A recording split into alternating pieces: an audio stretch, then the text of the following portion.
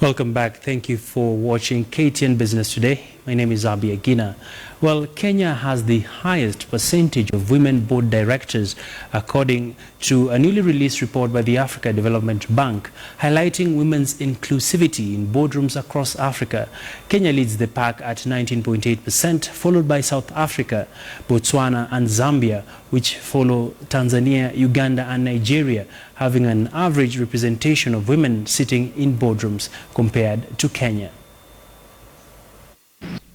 The road to inclusive and gender-diverse boards has been long and tough. For years, many companies as well as state corporations were seemingly resistant to adding women to their boards, but that trend has been slowly changing.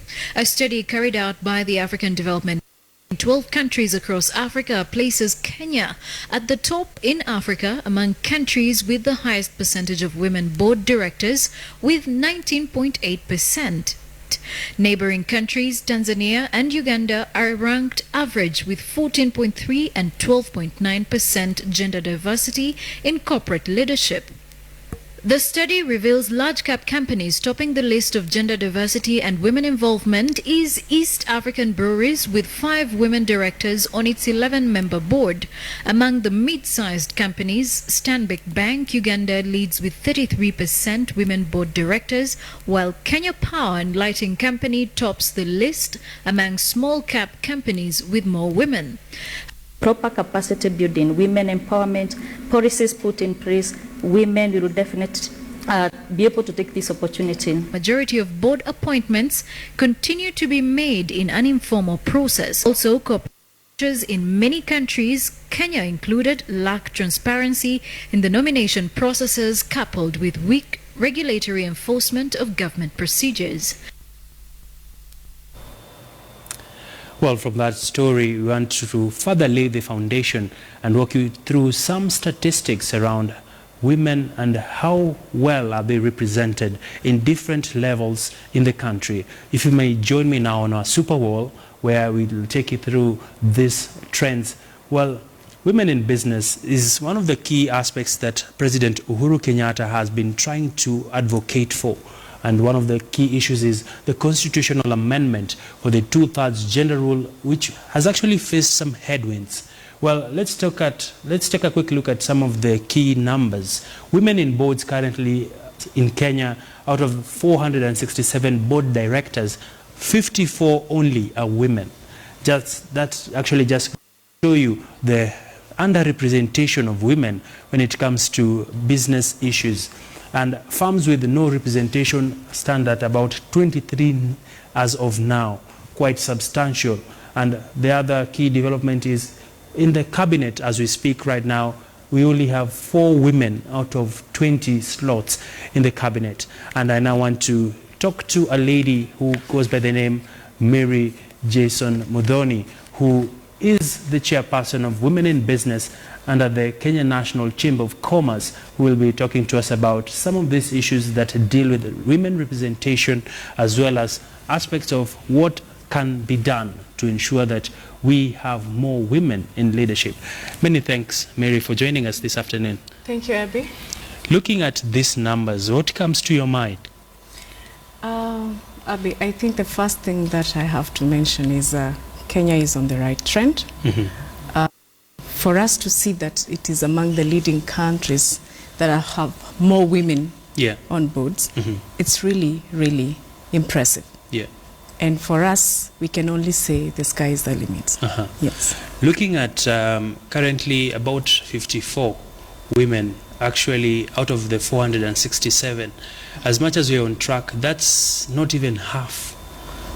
As a woman, how does this make you feel, and what would you like to see? All right, it doesn't really make me feel very happy. And one of the key things that I have to mention, Abby, from the days of Beijing, as women, we also need to know what we want.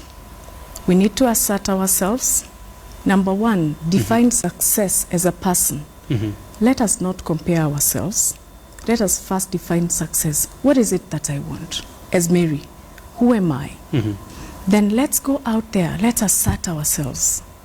Be confident, and when necessary, let's go out and connect with the right people. be of value. If you're in an institution, what is it that makes you different, that they feel they cannot do away with you? Yeah. Because we do not have to be crybabies every now and then, that we have to be given a percentage. We need to show up. We always say when the food is at the table, you must show up so that you're served. And again, if you're at the table, you must make sure that you sit around the table and serve. Yeah. And if you're not there, there's nobody who is going to remember you. By the way, if there's no seat, just grab a stool and pull it next to the table. So as women, we really need to focus on what we want. And let us focus, come together and form a formidable front that is going to actually increase those numbers that we are talking about. Yes. You are exuding when it comes to women issues. Of course, how easy is it, even in the first place, for a woman to make it to be a board director, a woman to even rise to become a CEO? And even if you look at the politics of the country, we don't have a woman who is a governor. Well, interesting, Abby.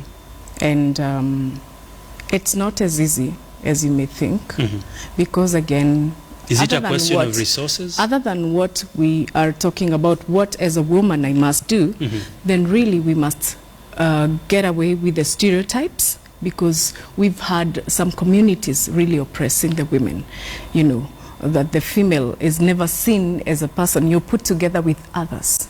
Just yesterday I was having an argument on why when there are forums, important forums, and there comes an aspect of the woman, you always be put, the panel will be with others, you know, that when another activity is going on, we can as well have the women discuss their issues. It's like it's a rally.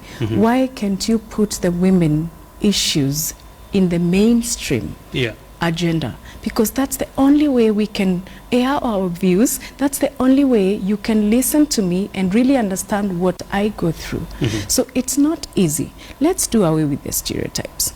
About financing, I think the government is doing whatever possible. 30% set aside for women. 30% set aside for the women, the Youth Enterprise Fund, and many others.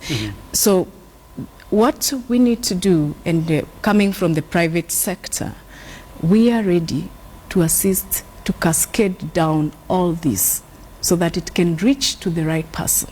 When we talk about women, we won't just talk about the woman. We are talking about the woman doing cross-border trade in Busia. We are talking about the woman doing tourism in Mombasa. We are talking about the woman who is in pastoralist counties. So if we can partner with the right people, so that the information gets to the right people and to the women, then we are moving to the right direction. If you're to name some of the major challenges women face when it comes to rising in Kenya and even in Africa, what would they be? Number one, we'll talk about a lack of education. You'll find that most women get married at a very early age. Sometimes they are married off against their will. Number two, the stereotyping that when you're a woman, you cannot do better than the men. Women are told their places in the kitchen. Yes.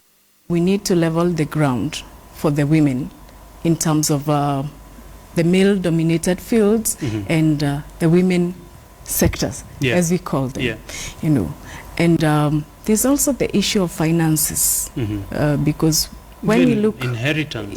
When we look, that's where I'm going to, Abby, because when the first company that I opened, I want to give a case study. And I registered with my first company. Yes, my first company. And when I looked at the certificate and it was written wife of, and I was like, I have not seen any of my husband's certificates written husband too, you know. So those are small limitations. I do not have a problem with my family, but in other families probably there's an issue with that, you know. For me, everything I'll do with my husband and I'm good with it. What about others who are in very good terms or something like that. Or they're even in a polygamous marriage. Yes, polygamous marriage. So you'll find that the woman is oppressed. You want to go to the bank to get some money and you have to tag along somebody so that you can do the signature. Otherwise, some of those things are slowly changing. If there's more inclusion of women. Yes, there's more inclusion of women. If I look at the private sector right now, most of the institutions, for instance, at the Kenya National Chamber of Commerce and Industry, you will see that they will partner with banking institutions so that they can allow even women to maybe get some money from them. Yes. Now that you've brought that up, Mary, are we seeing more women going into business? Yes and no. Most women are doing business in their minds, but the act rolling out is not really coming out powerfully. I'll say this. The other day when I went to Homa Bay and I was looking at the statistics as the governor was speaking, and I realized more and more women are in business in quotes, because we are made to believe a certain percentage of women are doing business, the mama mboga, all the way to the investors. It is so huge. The number is so huge. It's so large. But when you ask about the rollover, we do not have even 1% or 2% of these women having maybe $10,000 per year, you know. So you'll find that we are actually just rotating on the same place. Why? Number one, we do not have enough access to information. Information tangible, and that is going to propel the women to even know what to do. Sometimes you're out there, and because you do not have information that you can walk in and say hello to Abby, so you stay outside and do not even attempt to get into this building. Number two, access to finance, just like we've talked about. Number three, access to markets. You'll find that somebody, a lady or a businesswoman who is fishing at the Lake Victoria will get something which is very of substance. You want to sell it at 300 shillings. That time you have not calculated your fare. You've not calculated the airtime. So at the end of the day, you end up selling that fish probably at a very low price, vis-a-vis when you had the information that you can still even package this, you know, at a better price, you know. So this all that is coupling the women in business. Some of them are even in offices. They will get handbags from China, tuck them in the drawers, and sell them to Modoni because they think Modoni is the only one who can sell, who can buy these handbags and shoes. But for how long can I buy them? So we'll need to go out. Is it sustainable, really? We need to go out and tell everybody that, yes, we can do business, but this is where we can get the information. This is how we can get the access to the money. And this is also how we can connect to and link to the market. Interesting. I know you have a conference coming up tomorrow. I would like us to